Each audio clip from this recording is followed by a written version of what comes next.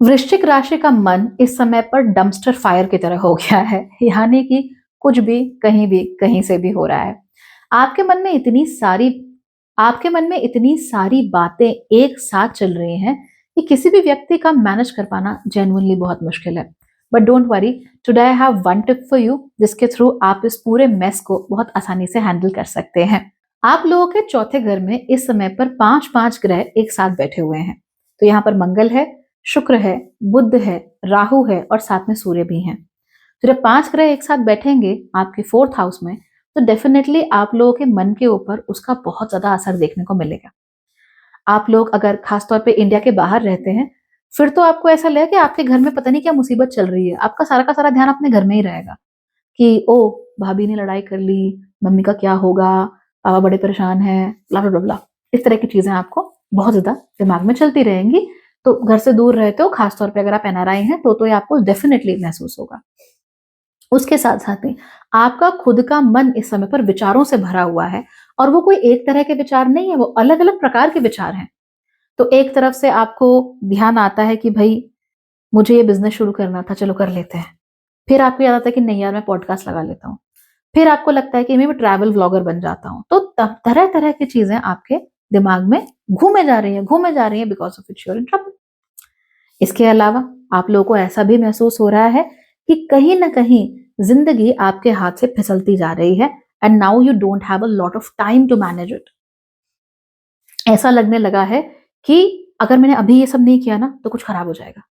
फिर उसके साथ साथ आपको क्या लग रहा है कि भाई, अगर मैंने अपने आप के ऊपर काम करना नहीं शुरू किया, अगर मैंने अपने को दिलासा नहीं देना शुरू किया, अगर मैंने एक्शन लेना नहीं शुरू किया, तो हो सकता है मैं पीछे रह जाऊं। लेकिन प्रॉब्लम यह है कि जहां पर मन में इतना कुछ चल रहा है, वहां आपका जो मन है वो इतना तंग हो चुका है, इतना परेशान हो चुका है, इतना थक चुका है, अलग अलग प्रकार की बातें सोच सोच कर, कि एक्शन करने के लिए तो टाइम ही नहीं है। Because Ketu is sitting in the 10th house, right? तो एक्शन करने का टाइम नहीं मिल रहा है। 5वें घर में आपके शनि बैठे हुए हैं, तो वो भी आपको कहीं ना कहीं रिस्ट्रेन कर रहे हैं, वो भी आपको अपना एक्सप्रेशन ठीक से नहीं करने दे रहे। आप लोगों को मान लो ट्रैवल ब्लॉगर बनना है, फाइन, कहीं जाना तो पड़ेगा। ट्रैवल ब्लॉगिंग कैसे करते हैं सीखना तो पड़ेगा। वहां पे आपको ब्लॉकेज देखने को मिल रही है।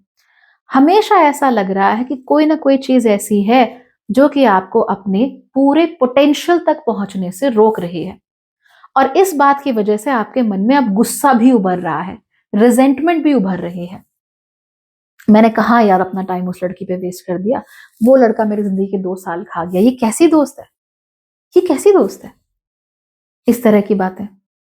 मैंने रिसेंटली एक पोस्ट पढ़ी थी ऑनलाइन, जिसमें एक लड़की कहती है कि मेरी फ्रेंड ने मुझसे केवल इसलिए बात करनी छोड़ दी क्योंकि मेरी हाइट लंबी है और मैं लंबी हील पहन के गई थी उससे मिलने के लिए, और उसके जो उसका पार्टनर है उससे मिलने के लिए। तो उसका पार्टनर अब उस लड़की के आगे छोटा लग रहा था हाइट में, तो शायद कुछ हुआ and they talked about it. और उसकी फ्रेंड ने, जो सालों से उसके साथ है, उससे बात करना छोड़ दिया। She was like, excuse me, what? तो ये एक अजीब सी रिजेंटमेंट है, गुस्सा की, ये क्यों हुआ, ये क्या पागलों वाली बात है, ये किस तरह का लॉजिक है। तो इस तरह की बात से आपके मन को बड़ा गुस्सा भी आ रहा है कि ऐसे क्यों कर रहे हैं। मान लो आपने बड़ा सारा समय बता दिया हो कुछ सीखने में, कोडिंग सीखते हैं, कोडर बनेंगे, अपने करियर को आगे बढ़ाएंगे, स्किल अप करेंगे, and then you realize maybe things are not as cute and as cool as they are shown.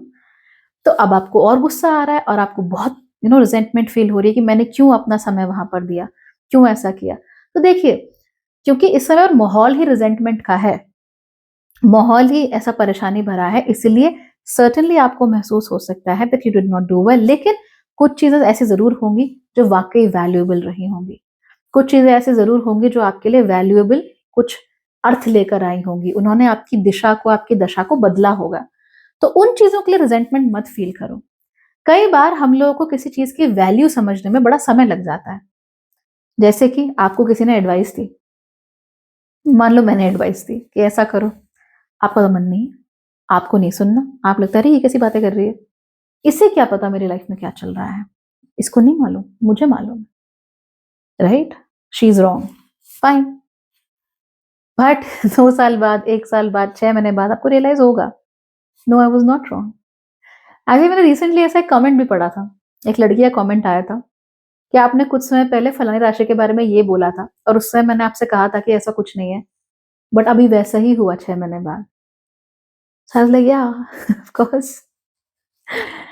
तो कई बार हमने चीजों की वैल्यू देर से समझ में आती है, बहुत देर से। और आजकल हम जिंदगी ऐसी जीते हैं जिसमें हर चीज बड़ी कैसी है, एक साथ बहुत कुछ हो रहा है। इससे पहले कि आप किसी फिल्म की वैल्यू समझ पाए कि उसने आपके जीवन में क्या बदला, किसी व्यक्ति की वैल्यू समझ पाए कि उसने आपके जीवन में क्या बदला, आपका फोन है जो आपको कहीं और डिस्ट्रैक्ट कर देता है, दुनिया भर के लोग हैं जो कहीं और ले जाते हैं, आपका खुद का मन है जो एक जगह टिकता ही नहीं। तो अब इस मन का क्या करना है, कैसे मैनेज करना है?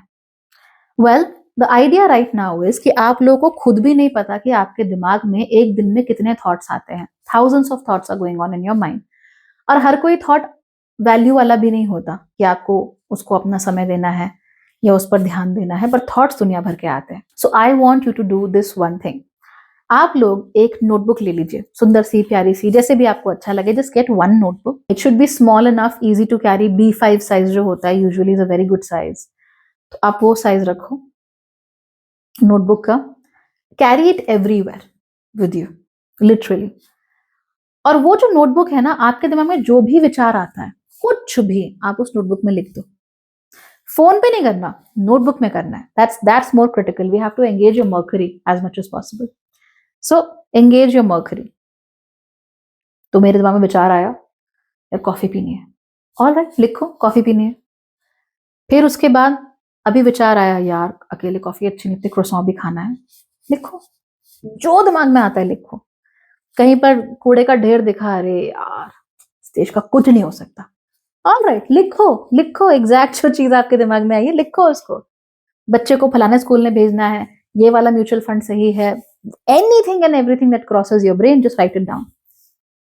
And I know it's a very tedious exercise, बहुत खराब है, बहुत दुखी करेगी आपको, बहुत दुखी करेगी। Like just carrying a notebook and writing everything down, like you know, बड़ा अजीब लगता है, बट नहीं, करो इसको। राइट, काम करते हुए भी keep the notebook beside you. मान लो आप काम कर रहे हो, पीछे किसी का शोर आ रहा है and you are getting distracted, irritated, write it down. Working at office, getting distracted because of excessive talking. एक हफ्ते तक ये करो, राइट। फिर अगले हफ्ते ना अपनी नोटबुक खोलना और आप देखना कि आपके दिमाग में कितने थॉट्स चलते रहते हैं। और एक हफ्ते बाद आप बताना कि ऐसा कौन सा थॉट था जिसकी कोई भी वैल्यू थी या जो टिका, ऐसा थॉट जो आपके लिए वाकई यूजफुल था, जिसने वाकई आपके लिए कुछ किया हो, वाकई आपके जीवन में कोई बदलाव किया हो। आई एम टेलिंग यू, ज्यादा नहीं होंगे थॉट, तो बहुत सारे होंगे, but nothing would be too valuable, maybe 1 or 2 things, but that's it. कई बार ऐसा भी होगा कि आइडियाज बड़े अच्छे होंगे बट आप एग्जीक्यूट कर ही नहीं सकते उनको। आप एक बिजी लॉयर हैं, आप मंडे से लेकर सैटरडे तक बिजी रहते हैं, संडे के दिन आपको दुनिया भर के काम होते हैं और आपको ट्रैवलर बनना है। अब ये तो संभव नहीं है, आइडिया चाहे कितना भी अच्छा हो, स्किल्स चाहे आपकी कितनी भी अच्छी हो, दैट्स नॉट पॉसिबल। तो अब उनमें से जो थोड़े बहुत ठीक ठाक आइडियाज हैं उनको आप एक प्रॉपर पेपर पर लेकर आइए और तब देखिए which ideas are feasible, which are not. ज्यादातर समय पे ज्यादातर आइडियाज फीजिबल नहीं होते हैं। तब आपको एक चीज रियलाइज होगी कि जितनी शक्ति आप उस मन को देते हो ना, उतना ताकतवर उसको बनाना नहीं है। क्यों नहीं बनाना? क्योंकि इसके अंदर इतने सारे थॉट्स आ रहे हैं, उसमें से इतने थोड़ा ठीक ठाक हैं और फाइनली इतने फीजिबल हैं। तो हो सकता है आपके मन में पूरे हफ्ते में लेट्स से 100 थॉट्स आए, 100 में से 4, 3 maybe will have some value और करने लायक एक भी नहीं होगा। तो सोचिए आप कितना समय, कितना एनर्जी, कितना रिसोर्सेज, मेंटल रिसोर्सेज वेस्ट करते हैं उन चीजों में जिसका आपके जीवन से कोई लेना देना नहीं है। Literally zero. और आपने उस समय वो चीज लिख दी, इसका मतलब वो विचार एक बार आया और डन हो गया, खत्म हो गया। लेकिन अगर आप नहीं लिखते तो वो विचार आपके दिमाग में चलता रहता, चलता रहता, आपकी प्रोडक्टिविटी को नुकसान पहुंचाता रहता, आप लोगों को थका देता। सुबह आप काम पे निकलते 11 बजे, थक जाते, क्यों? काम से नहीं थकते, वो विचारों से थक जाते। तो घर में ऐसा है, भाभी की बन नहीं रही दूसरी भाभी से, ओके, व्हाट्स योर प्रॉब्लम? आपस में नहीं बन रही, आपको क्या करना है? आपको उनका मीडिएटर बनना है?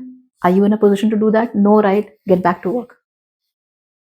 सो I know this sounds weird, but I know, थोड़ा थोड़ा जोक लगता है, थोड़ा एकदम जोल्ट लगता है, झटका सा लगता है सुन के कि अरे ऐसे करना था क्या? हाँ, ऐसे ही करना है। So do it and stay align.